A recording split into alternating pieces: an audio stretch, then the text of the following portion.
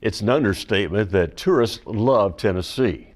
They love its scenery, history, the music, the people, and so on. Of course, there are all kinds of tours available to help tourists enjoy that experience. Well, recently, Rob Wiles got on a tour bus in Nashville that has a different spin on Music City's attractions. People come from all over the world to see Tennessee. They go to Knoxville and Memphis and Chattanooga and Nashville, of course. Lots of tours you can take in Nashville. But if you take this one, you might be, well, you know. It's all right to be a redneck. If it's okay with Alan Jackson, country music star, it's certainly okay with me. Turner, hop aboard. But if you're taking the Redneck tour, it might be a good idea to know what a redneck is. These fine folks came all the way from Massachusetts. Do they know? It could be a country person or someone that just has their own ideas about things. You have any rednecks in Massachusetts? Absolutely. Oh, yeah. If you were to scratch the veneer off you guys, would there be a little redneck under there? Absolutely. Oh, definitely. And what about these folks? They came all the way from New Zealand. So just what is a redneck? No idea. Well, some sort of wild man from the old days, isn't it? Drinks a lot of bourbon. I'm confused. Are you ready to get redneck certified? Georgette Nash is a guide on the Redneck Tour, and she has an actual definition for us. Originally, redneck term came from the workers of the coal mines. When they went on strike, they put a red bandana around their neck. That's where it came from. And those were some of the poorest people.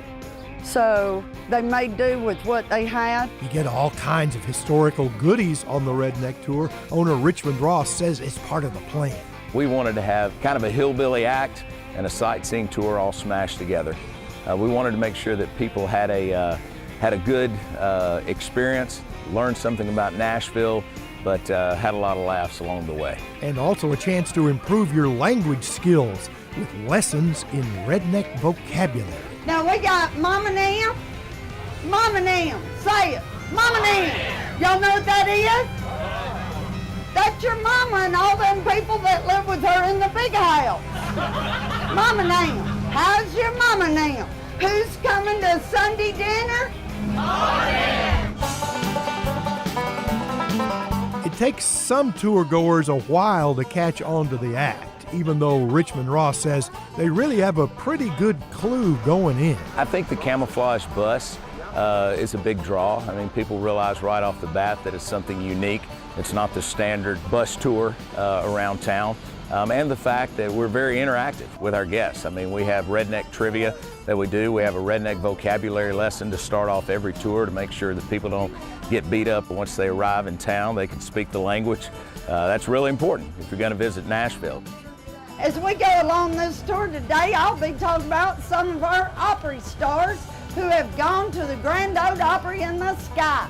We ask when we say their names, you raise one hand to the sky and say, God rest their soul. Every one of you Yankees look a little confused right now. We'll practice for y'all real quick. If I say George Jones, God rest his soul. Patsy Cline, God rest her soul. Elvis, God rest his soul. Charlie Pride, he ain't dead yet. Of course, the bus is a tour of Nashville, so you'll hear about the major attractions. I'm going to teach y'all some history real quick. As you look up to your right coming up here, you will see the Union Train Station Hotel. The building was built in 1800s by the L&M Railroad as the main train station right here in the city of Nashville. Here on your right, we got the Estes Kefauver Federal Courthouse. What makes that so famous? That's a courthouse that Robert Kennedy brought Jimmy Hoffa to trial right here in the city of Nashville. Now they had to move that trial from Nashville out East Tennessee to Chattanooga because the jury tampered on Jimmy Hoffa's part. After the trial in Chattanooga, nobody ever saw from Jimmy Hoffa again. God rest his soul, we do believe. those personal experiences of the tour guides, they just sort of pop up. That was the very first place I saw Keith Urban play before he got a record deal right here in Nashville. Each guide has their own experience. For instance, Junebug Jr. had an encounter at an early age. Larry Gatlin came to my school whenever I was in junior high, and he came to talk to us about drugs. And Larry Gatlin cussed that morning. I never heard so many cuss words. And he would cuss when he realized he was cussing. But it worked. And so does the Redneck Tour for visitors and tour guides with a tinge of red on their necks. Beats working, yeah. Yeah, it's a fun job because every tour is a little bit different. Nothing is the same, being with the interaction of the people. You never know what they're gonna say.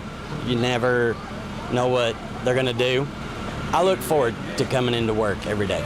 An everyday chance for visitors to find out that It's alright to be a redneck now. and to have some fun on the Redneck Bus Tour.